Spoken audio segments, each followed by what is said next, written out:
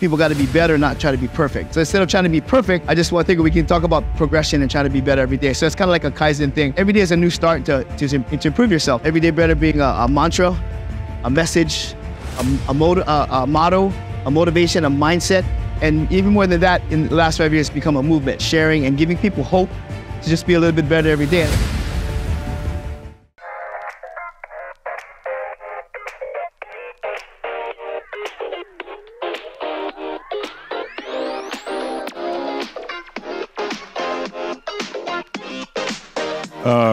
What were we talking about? The bucks?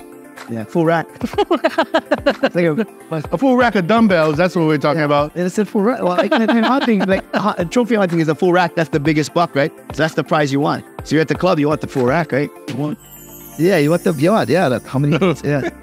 He wants to take the 150s for a spin. I can roll the 150s, yeah.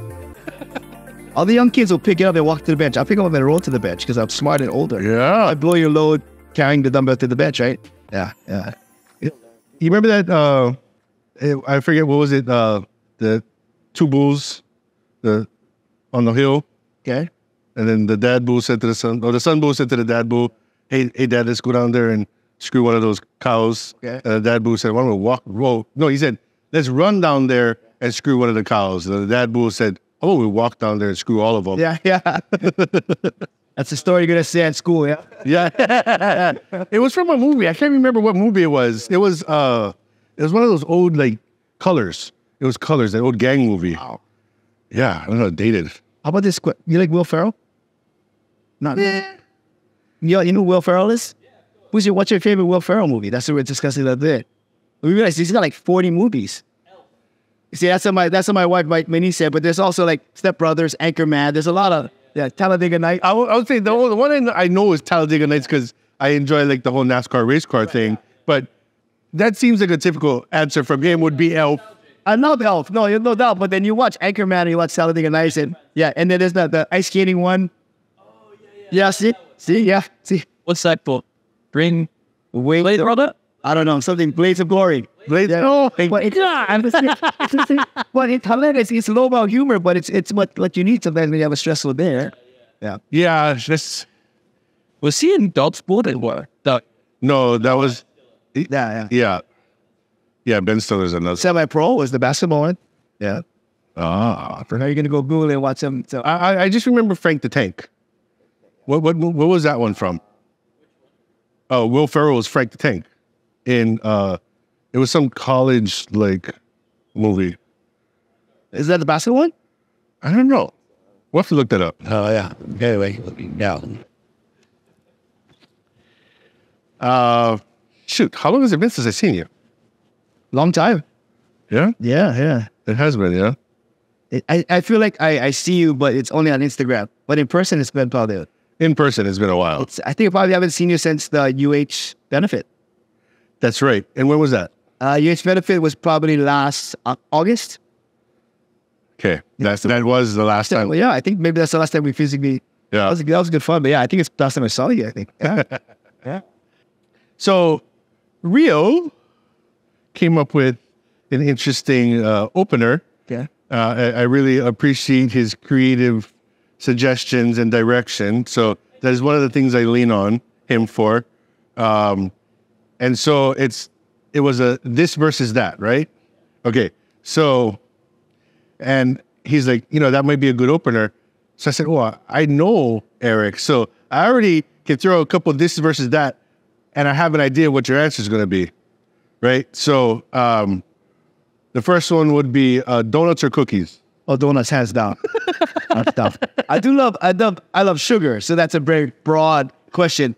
But I think I gotta go with donuts. Yeah. I think cookies are more portable, but I'm the donut king. So I'm the trainer who loves donuts, which seems like doesn't seem right. But I tell people it's balance. If you love some sugar, then you gotta work out. You gotta earn it, right? Yes. So what's your favorite donut and from where? I like supporting local. So Purvey has great donuts. That's in Kakak, like Kahala. The Donut King is pretty good. But sometimes I think you just got to go Safeway on the Friday and get the 12 a donut dozen for $5. You know what I mean? So sometimes it's quality versus quantity?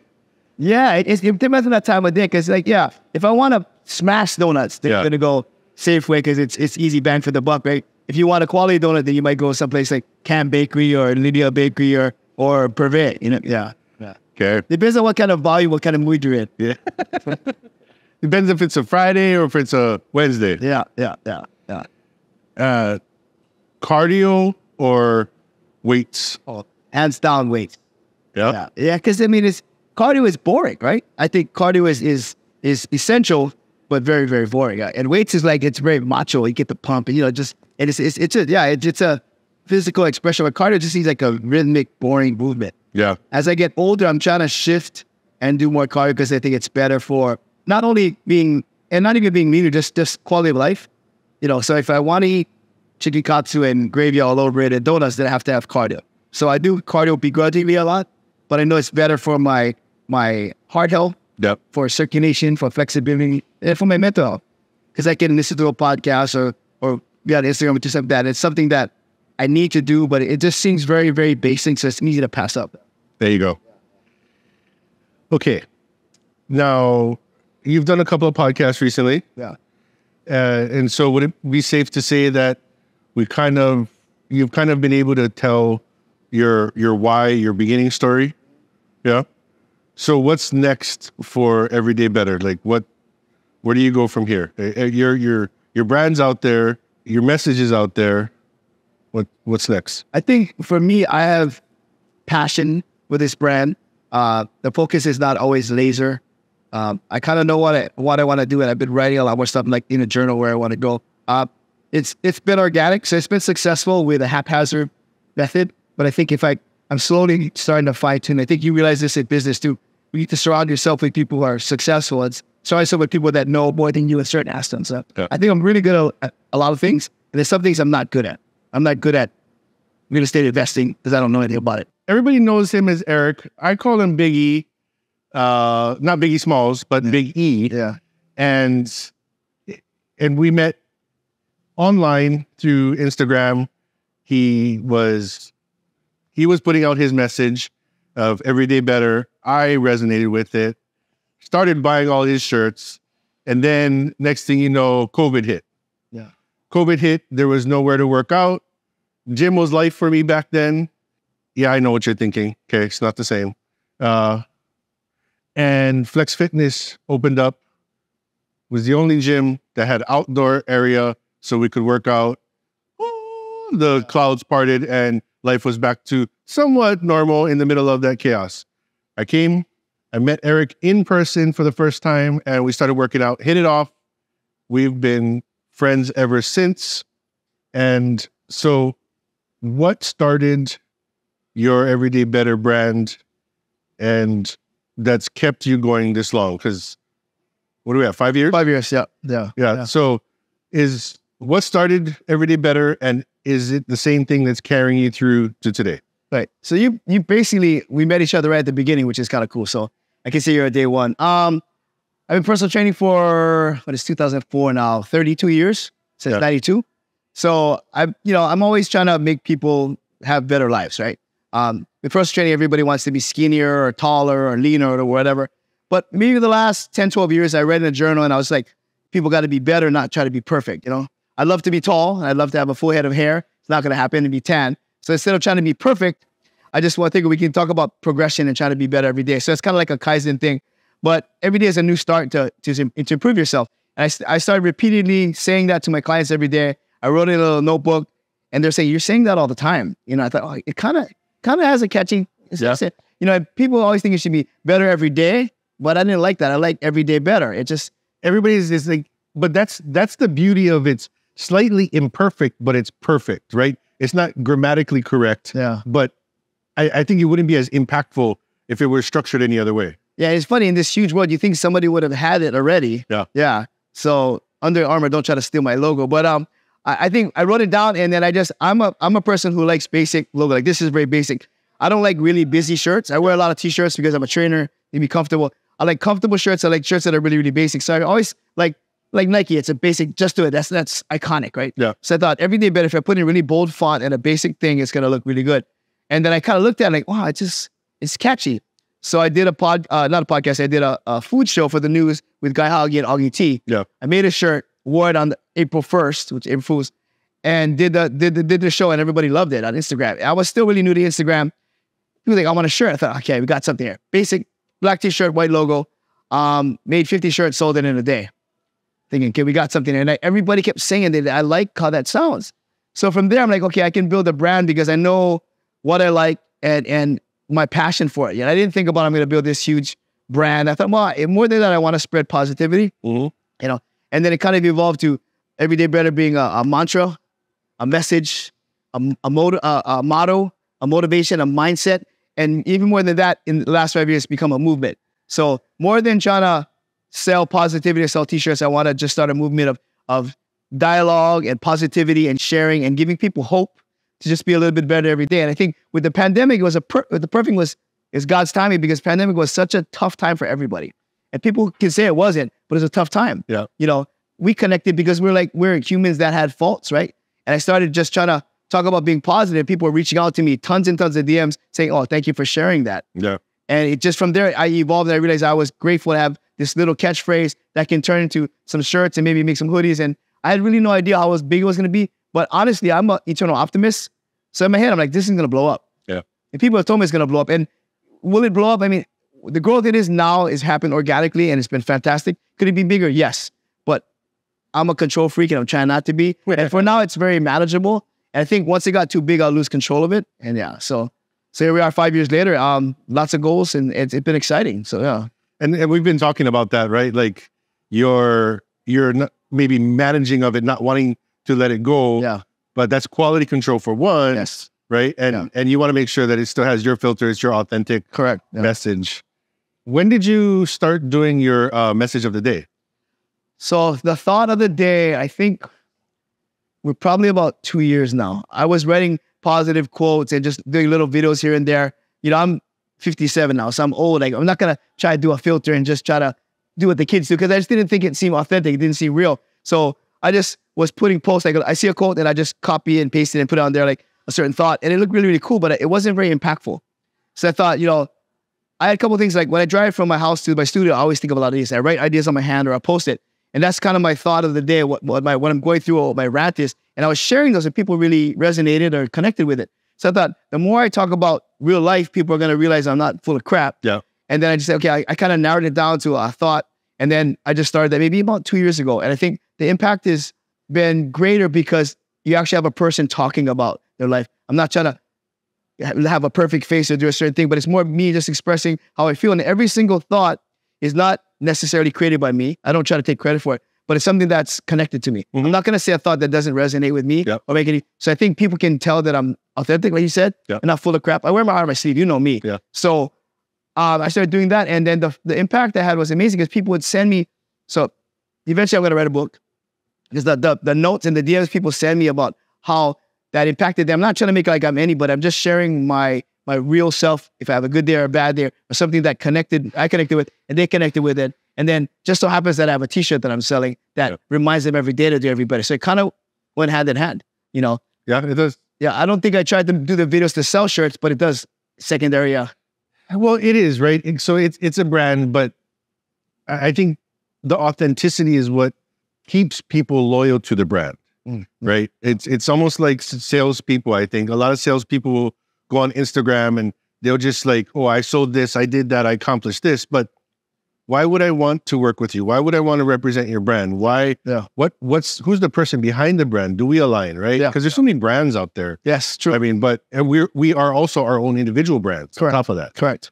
And like I said, I hope I'm still the #1 like shirt owner of Everyday Better. I think you have probably 20, 30 plus. The largest collection. I think yeah. You were here from the beginning. So yeah, I think so, yeah. And so that's what I've prided myself on, like going to, okay, I have all the years. I have at least one through every year. Yeah. So that's how it's like my collection. Correct. Yeah. You have the OG, you have the vintage stuff from 2019. Yeah. Yeah. So although it doesn't fit anymore, I still hold on to it. Yeah. Well, there's some, sentimental value, right? Yeah. And so has every day gotten better for you? Has life gotten better? what's better? Like how does that? I think how I react to things. You know, I'm a control freak, and as I get older, I think I give up less and less control. I rely more on just being calm and having peace and breathing and trusting God. So I think it's easy for me to try to control everything. And when you do that, it's chaos. Yeah. Yeah. So has my life gotten better? Yes. In the last 5 years, I've had traumatic loss in my life. Yeah. But I'm grateful for where I'm at. You know what I mean? I've had, you know, I've never understood losing people the way that I have in the last 2 or 3 years. But I think with every step of my life, getting married, having a son, getting divorced, getting remarried, losing a father, losing a brother, it makes me connect to people on a different level. If we talk about divorce and I've never been divorced, I'm like, what are you talking about? You could talk about being a parent and I don't have any kids, I don't connect with you. So in my business life as being a trainer and my personal life, I've connected people on such a different level. So I've had these experiences, like whether good or bad, and it allows me to become a different person and builds character, and I can relate to people on different levels. So because if I only had success, I'm only going to be connected with successful people, right? If I had loss, I can connect with people who have lost, and then I have an opportunity to share my story or listen to them, which is a huge thing now. It's listening and not only talking, because I love to talk. Yeah. But like I was saying before, it's just trying to find common ground. So is my life getting better? Yes, guaranteed. I think you're getting better too, you know, at doing things, at accepting things.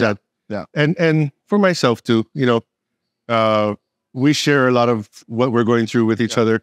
And I think, I don't know that everybody will remember, maybe some of your newer followers aren't aware, but you just talking about that, it brought back, I saw, I heard, I felt everything you went through with your dad and your brother. Yeah. Right. And I could connect with that as well, resonate with that.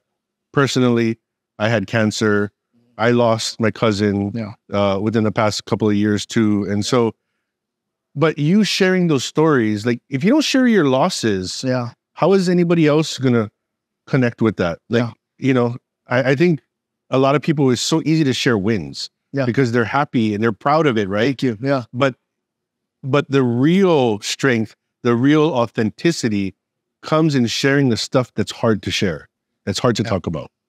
And you've been able to do that. Well, Instagram is just a snapshot of your life, right? So it's easy to show all the pictures of me with the shadow looking buff and winning, but nobody shows their losses, right? And I was talking to somebody the other day. In fact, today was the question. I do thought of the day, I do verse of the day, and I do question of the day.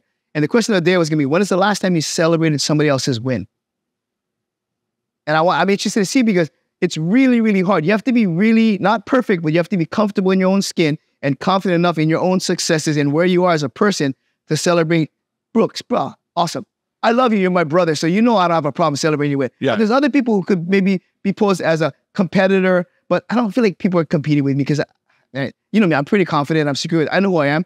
But it's hard for me to go, hey, Rio, hey, Brooks, bro, congratulations. Because if you're doing something similar to me, human nature is, if Rio's winning or Brooks is winning, that means I'm losing. It has nothing to do with that. Right. We keep putting all this pressure on ourselves that, like, there's enough to go around. There's so many t-shirt brands. So if somebody wears a different t-shirt or somebody's having success, but the problem is the light. They want the light shine on them all the time, right? Yeah. And a lot of times the light shining on me is me wallowing in my pity. And I think that what I've learned at getting older is I'm not going to sit in my pity party and wallow. So my dad is gone, my brother's gone, my mom had a stroke, all these things I could talk about all the time in a positive way, or I could sit there and go, oh my God, my life is so terrible. But the truth is, it gets me nowhere. Yeah. My father wouldn't want me to be sad.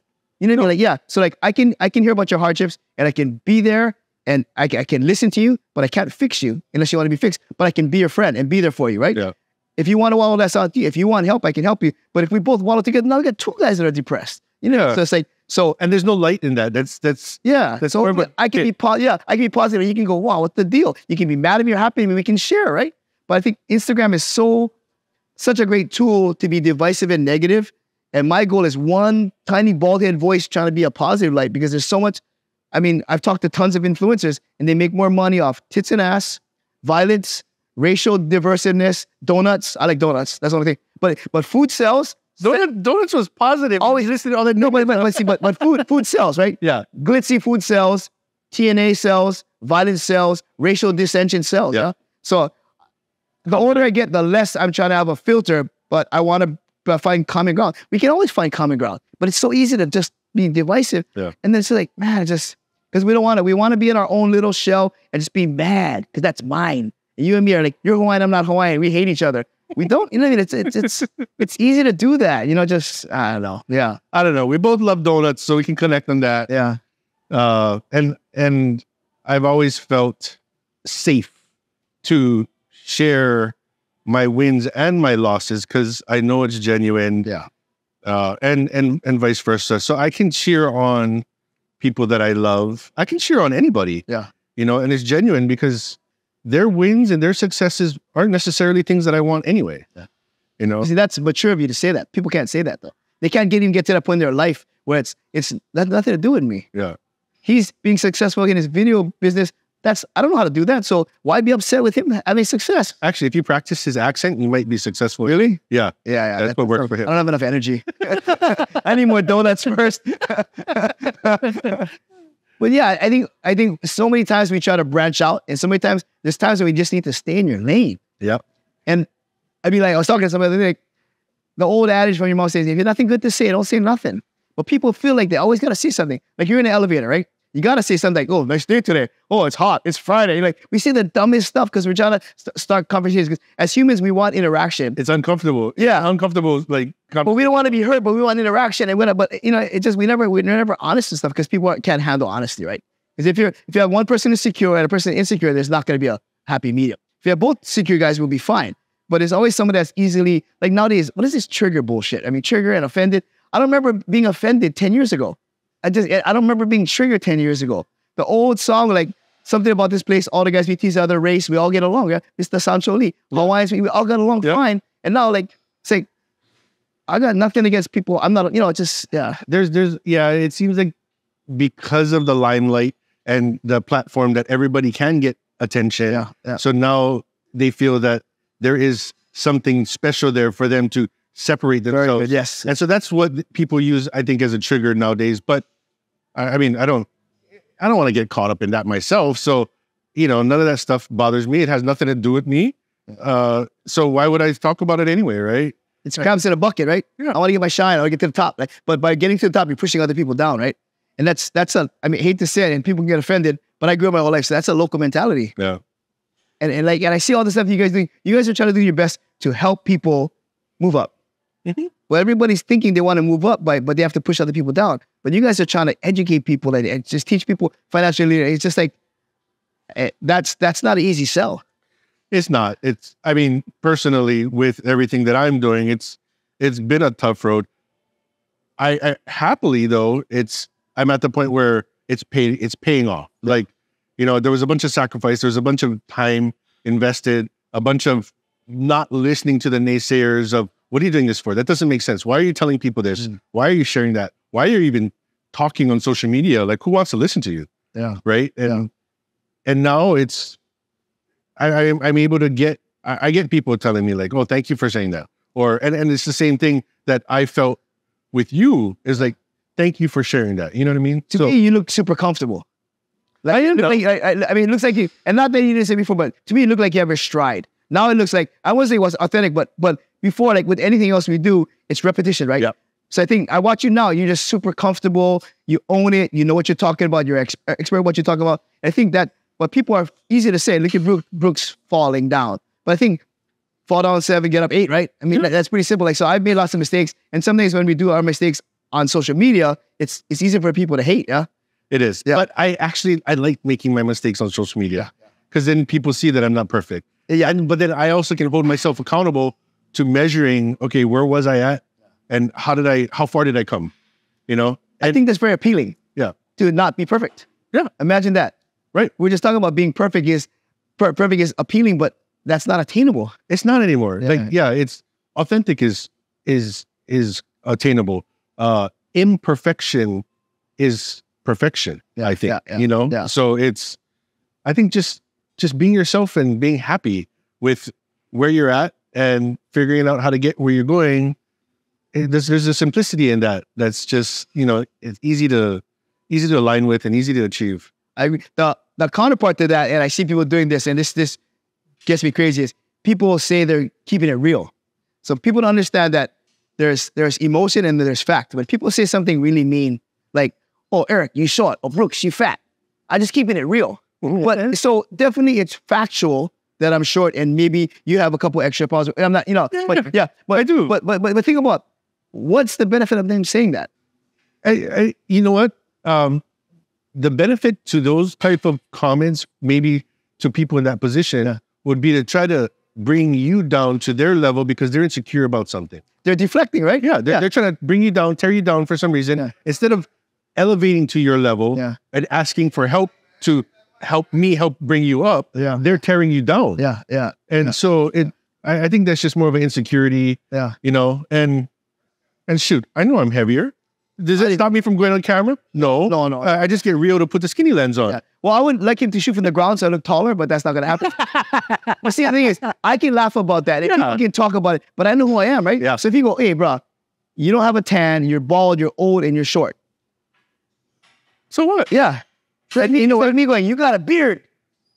So when people say that, it's almost like I could get offended or just, I have no respect for them to say that, but as I get older, I'm trying to realize that it comes from a place of hurt.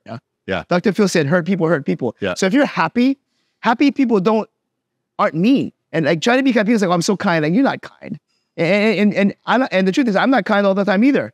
No. In traffic, I'm not kind at all. And on top of that, if you say, oh, I'm kind, you're probably not kind. Right. Because kindness doesn't have to say it. I get plenty of aloha.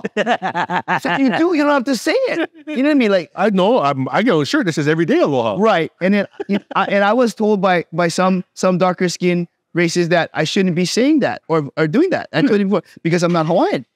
And you got DMs?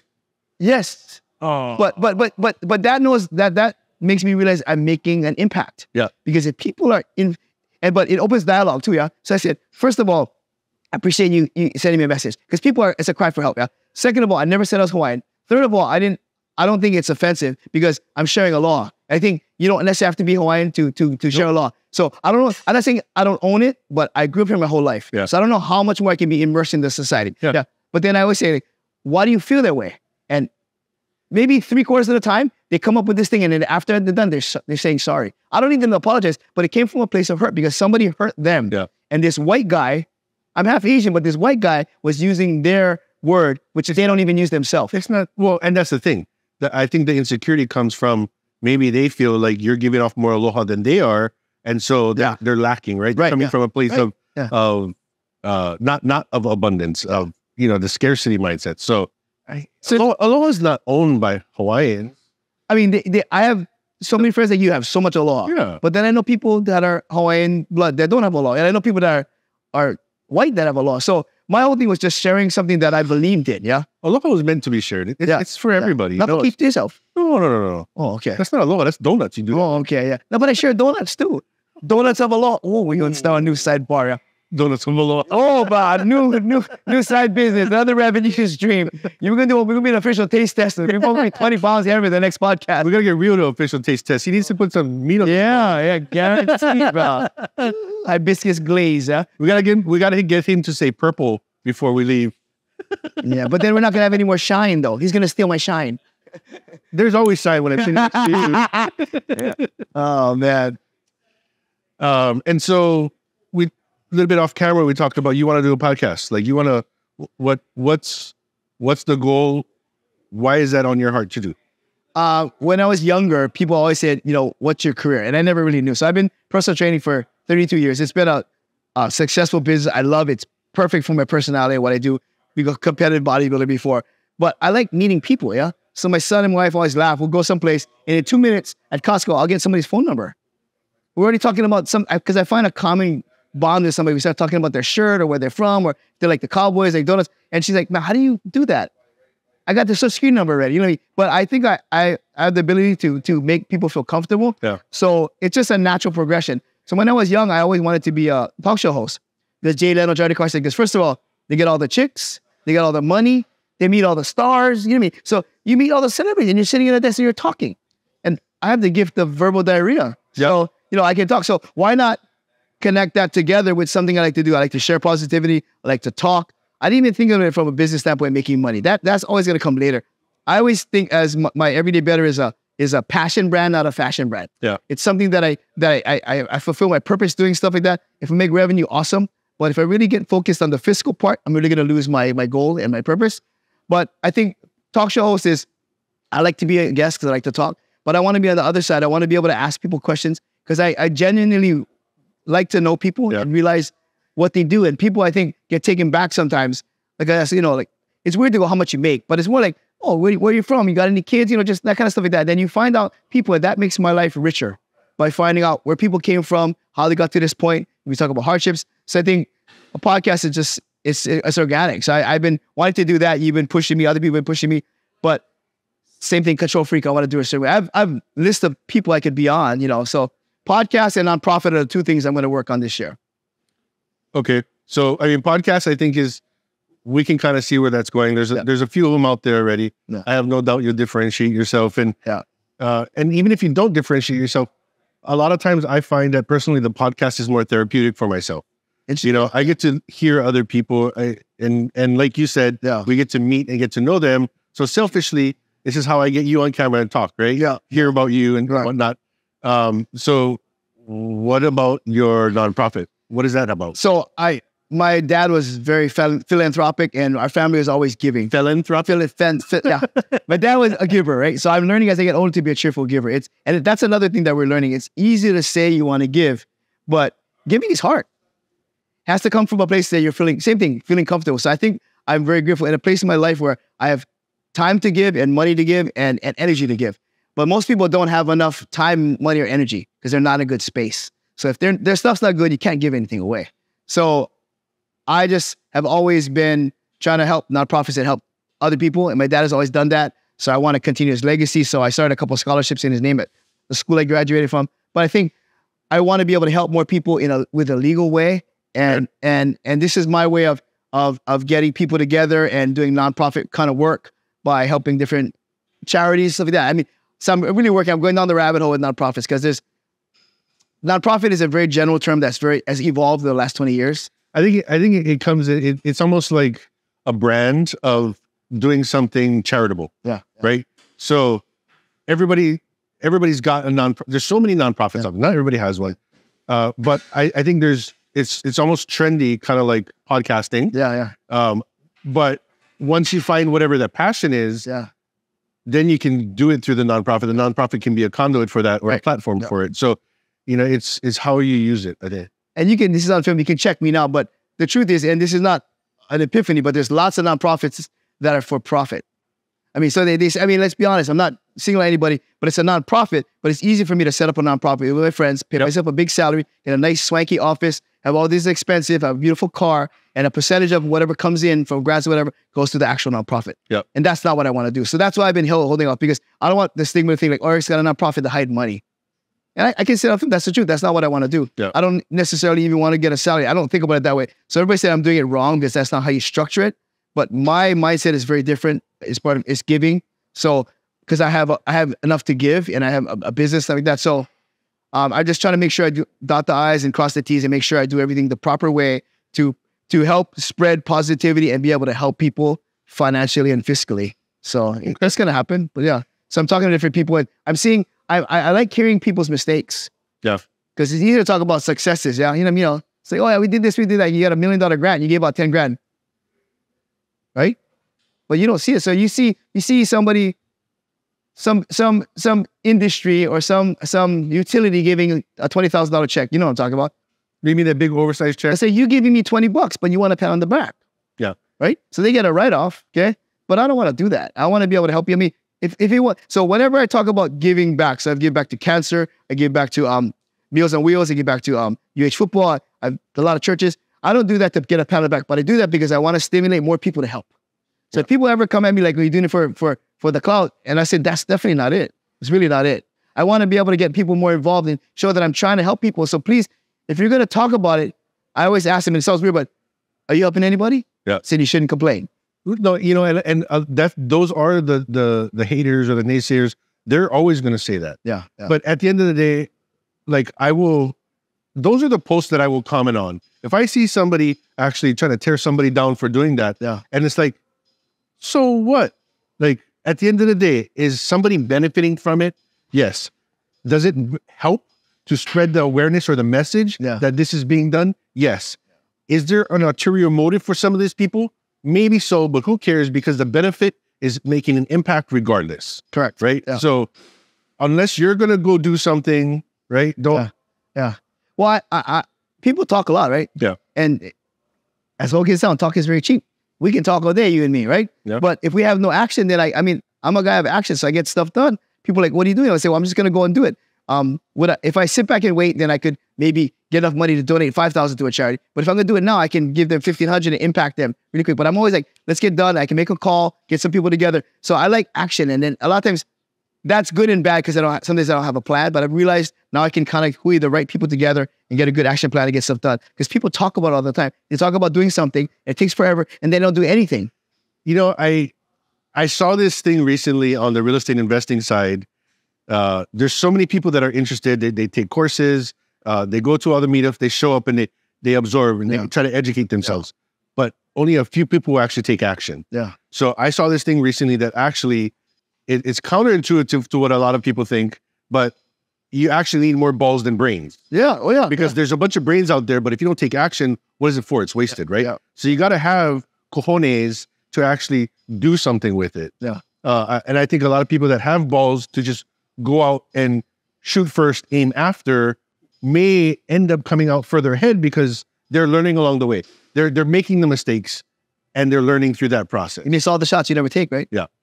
And I think the word is execute because people will talk about it, but they never execute. Yeah. So I mean, when executing, I'm making mistakes too. Yeah.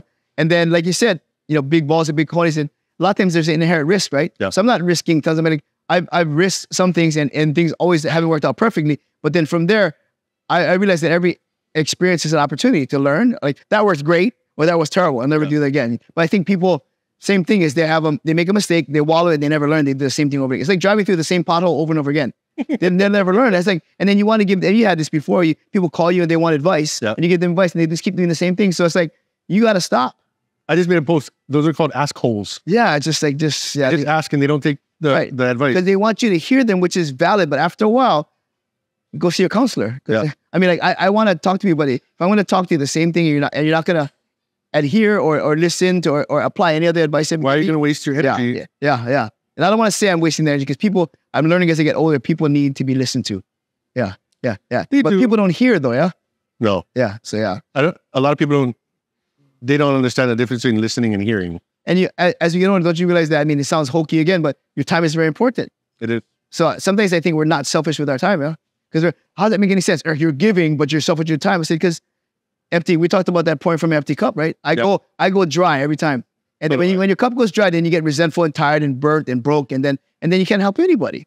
And that's not fair to my wife or my son or my client. So yeah. And then you got to take a while to fill back up. Yeah. And then, so there's no consistency and it ends up being like this. And I'm guilty of that. Yeah. I will pour out everything I got till I am just completely broke, exhausted and busted. Yeah. And then it takes me a little while to hide or hibernate to try to build myself back up. Then I come back out all excited, swinging for the fence again, right? And then all the way down again. And so, I mean, but that's been the cycle for a while. And, consistency and balance is more of a focus now to try to be a little bit less extreme. Yeah.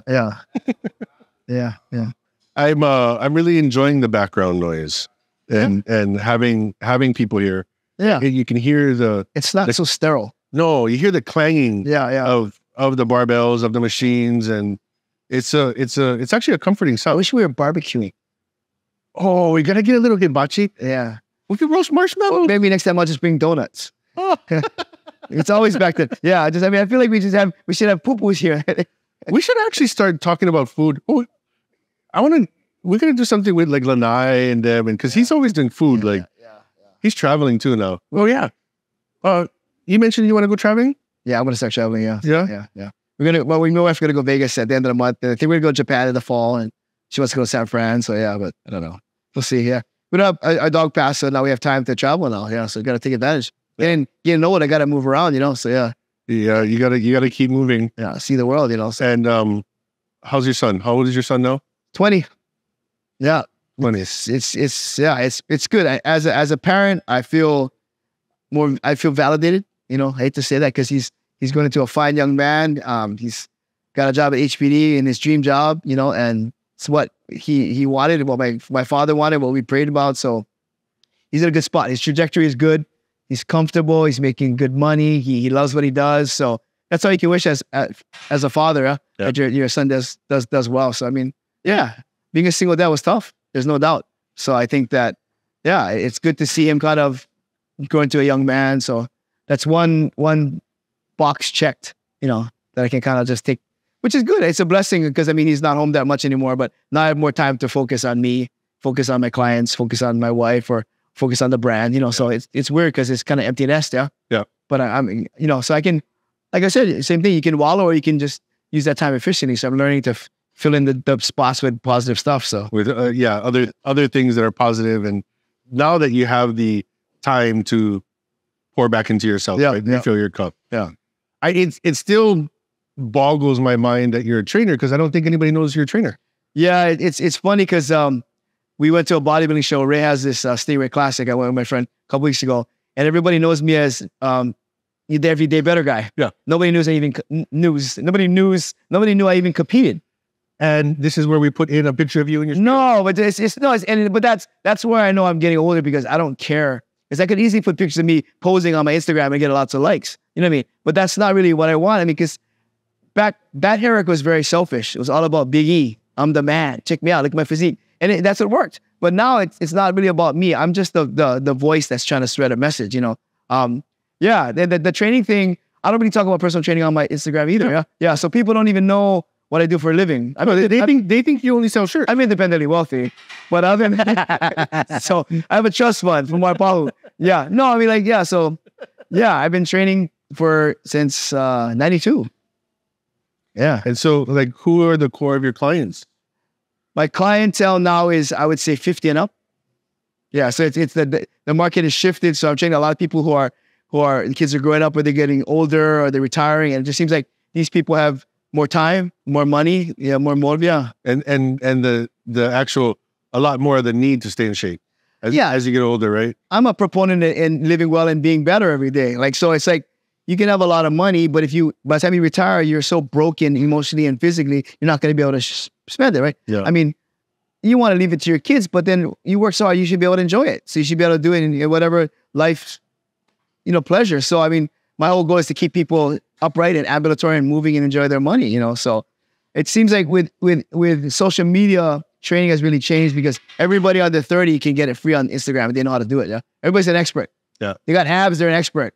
Somebody, which they don't. There's no substance. So for me to try to teach people of a certain generation, that's a tough one. Yeah. So I don't really advertise. I've done it for so long that whatever clients. I mean, I'm fortunate that I can kind of vet my clients now. Yeah. So even if someone wants to come and they have a lot of money, I'm not necessarily going to take them because I'm in a space right now where I train people that really are wanting to exercise and talk and stuff like that. So, and my mental health is way more important than making a lot of money. Yeah.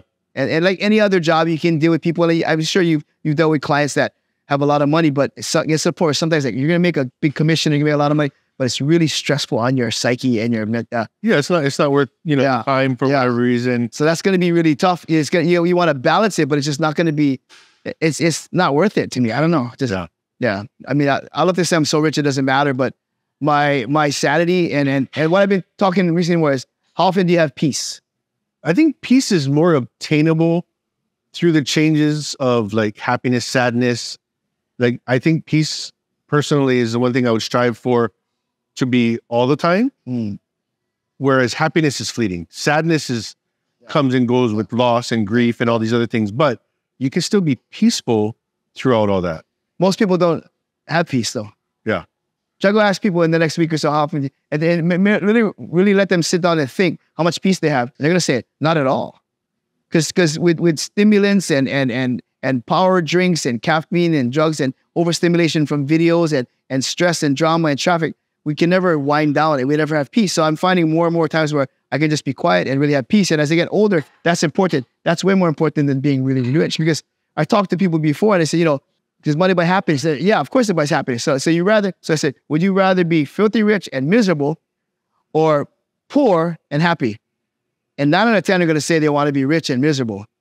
But I would say a large part of majority of people are miserable, and a smaller amount are happy because they don't know how to find joy. So when you get older, when you really find peace, you got to realize that money's not everything. Yeah. It helps and it gives us creature comforts, but it really doesn't buy happiness. Money doesn't, if you're lonely, it doesn't make you less lonely. It just, but people think that's the fix all. My analogy is, if you're worth 20 million and I'm worth $20, spam musubi tastes the same, yeah? It does. So it doesn't matter how rich or poor you are, for that instant gratification, that salty, nitrated meat and rice, it brings you back. It's so amazing. Yeah, whatever is something comfort. It doesn't matter if you're rich or poor, you still appreciate food in a certain way. Yeah. So that's why food is such a bad thing and a good thing. Because when we have pain, we fill ourselves with food which is cheap and affordable and instant gratification. You have rich fat people and poor fat people, because food is always accessible to the masses. Yeah. So we appease ourselves with food or alcohol or drugs. But I'm saying the whole goal is we find things to mask our frustration. Or try to fill the void. Yes. When it should be with like peace and serenity and just kind of being happy or okay with situations that we don't know how to deal with. Yeah. And the word okay that's a good place to be, because everybody wants to be perfect. But being okay is a good start. Being okay is huge for some people. Most people are not okay. So just getting to be not okay. Yeah, right. And just getting to okay is a huge step for a lot of people. Because I don't have that. I'm not wired chemically or whatever. I love to say how my parents raised me, but I have pretty good self-esteem. I'm not the type that gets depressed or really sad very often. I just don't. That's just not how I am. It's not to make me better or worse. It's just kind of how I am. Yeah. I'm a pretty much optimistic, happy-go-lucky guy. I have moments where I feel like crap, no doubt. But just how I'm wired that way. But I realize that people have these moments where they want to put everything to peace that way, like the food or the sex or the money or the people. And like you said, peace can only be achieved by yourself. Yeah. And that's a hard place to be, because we have to introvertly, we have to look at ourselves and assess things that are hard and painful. But getting to the point where you're in a hole to be okay, that's huge. Yeah. Like I feel like I'm up here sometimes and not better than anybody, but for some people, the levels are different. So for you just to be okay, that's great. That's a great day. Yeah. So our days are different. So my great day is not to say your great day, but it's okay. Like you said, it's okay to not be okay. And there's certain days you're going to be okay. I need to still love you for you. And people have a hard time. Like, I'm going to love Brooks when he buys me lunch, when he compliments me, and he puts me on his podcast and helps me financially. But when Brooks is broken and has nothing to give, that's when I'm supposed to be there. That's hard. I'm far from being perfect, but I think you really realize your circle of friends when shit goes down, you really realize who you got. Yeah. You really, really realize when there's nothing left to give, who's still there. Yeah. I guarantee I'll be there. I don't want to cry, but I'll be there for you when there's nothing left to give. You already have been. Yeah, but and it doesn't make me perfect or better than everybody, but I know in my heart I have the ability to be cathartic and give. Yeah. But to be able to give to somebody else, you have to be able to give to yourself. And people don't find that peace or give to themselves. So I can't give to you if I'm not at peace. And that's the hard balance, right? Yeah. People don't understand how to set their boundaries for themselves too, so that they don't give away too much of themselves and have nothing left. Very good. Yes. Right. And that's the hard piece. Yeah. A lot of people are people pleasers. So saying no is hard. Yes. And I have been guilty of that. I'm getting better at it just for the pure, like, just survival of self-care. Yeah. That's so good. I think we all should be wired like that, but it's not. I don't know why that's not spoken about more often. If you love yourself and you love others, you have to learn to say no. And sometimes saying no means I love you. Yeah. I love you enough to say no, because you're not going to get the best of me anyway. Or it's not good for you, right? Yeah. So like, bro, if you love me, you give me money so I can buy drugs. And you tell me no because you love me. But, you don't love me, bro. If you love me, you give me money. Like, that's such a backward way to say it, but it's true. But you're right, because I've found times where before I'd always want to please everybody so they like me. Yeah. Okay? So it's validation. Or I please everybody so I can be the man. I want to be liked. I want to be the man. I want to be the guy. Now I'm good with who I am, but I have to learn to say no, because it doesn't help me be a better person by overextending myself consistently. I get burnt out. And then when you overextend yourself, it's a perfect environment for resentment. Yeah. Yeah. And we've all been there. Agreed. I've been there, like, oh, Brooks, bro, I helped him out. And like, God, he's so selfish. Like, and I'm your friend, but like, and it breeds resentment when you didn't even know. But shoot, I set myself up for that by expecting a certain outcome, but I should have just gave you because you're my friend. Yeah. But if I gave you money, but that's giving with with expecting to receive. Yeah, and that's not really giving. Yeah, but people don't understand that. Yeah. Like when people, one of my dads like, don't loan people money. The Bible says, because you're just gonna be, I'm chained. Just a friend. Yeah. So it's easy for me to say like, hey, dude, I don't have the money, but I can give you $200, but keep it. And it's not trying to make you feel guilty. Just Because if you don't pay me back, our friendship is scarred. Yeah. And I've had that with friends before. Because of the letdown at this point. Yeah. If you respected me, you'd pay me back. Then you don't respect me, and then I'm resentful, and then we're friends. But in my head, I'm like, bah, I knew better anyway. Like, maybe you're not in a position to pay me back. So why did I accept giving it to you as a loan? Yeah. That should have just been a gift. Yeah. Right? That's hard. The word gift, I think, is the key. Yes. So when you're gifting something, there's no expectation of receiving anything in return. That is the true gift. And that's tough. That's a tough place to be. Yeah. I mean, like, I'm not trying to say I'm better, but like, I'm finding in the last couple of years, I'm getting to this place where I'm realizing what's important, what are priorities, what I have, and life is temporary. Yeah. So what I do with my time, do I be more generous? Do I be more forgiving? Which is a tough one. Forgiving is tough. We both know this. It's very hard to forgive and very hard to not be resentful and be bitter about stuff that we feel like we've given a lot to, but it weighs my heart down. You know what I mean? So it's a process. You know what I mean? So, but I think getting to the place where you feel like you can forgive or walk away or say no or give grace. Those are things that I'm all trying to, or give peace. So I'm trying to work on, and just, I try to be a best example for my wife and for my son and people around me. I'm not far from being a saint, but I think you're pretty damn good at it. No, I think people, like, you know, and I know, we know people that are good talkers. Yeah. But when you see the action, it doesn't match. Yeah. So I don't, I try, it's easy for me to disrespect them or cut them down, but I just put like a mental check, like, oh, John over there talks a lot, but he doesn't do anything. And he's promising a lot of stuff. So I'm not, it's easy for me to hate him, okay, first of all, and easy for me to talk bad about him on social media, right? So I've tried not to hate him, and I've tried not to talk bad about him, but I'm going to make a check that I'm just going to not associate with him as much. You don't need it in your life. Right, yeah. Just cut him out. Yeah, so like I talked with Sam Choi about having friend circles, and sometimes I feel like I got a friend dot because I've really honed it in really, really small. Yeah. Because it's safer. Yeah. So there's sometimes in my life where I'm going to take inherent risk, and sometimes with my time and my money and my emotions and my personal life, it should be smaller. It should be. Because you can't, then you're spreading yourself too thin, you're giving too much. Yeah. Right? So then you're not doing any justice to, because you're giving pieces when they deserve all of you. Yeah. Right? Yeah. So. It's like a song, yeah? It's like a Chicago song, pieces and all.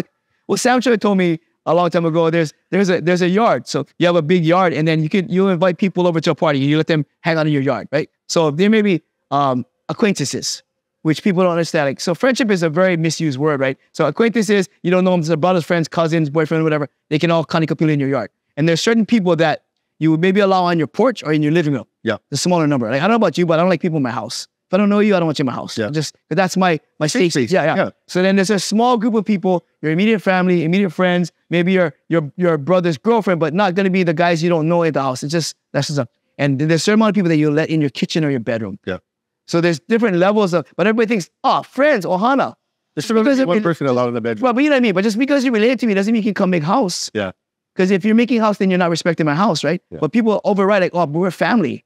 But if you're really family, then you should respect me and you should never make house in my house. Yeah. But people always let it go because, oh, that's my brother. But if he really loves you, he won't disrespect you. And the same thing goes with your emotions and your possessions. So we allow people in that are connected to us because I grew up with him, or that's my friend, whatever. And then they don't treat us right, but we let them go. We let them slide because they're ohana.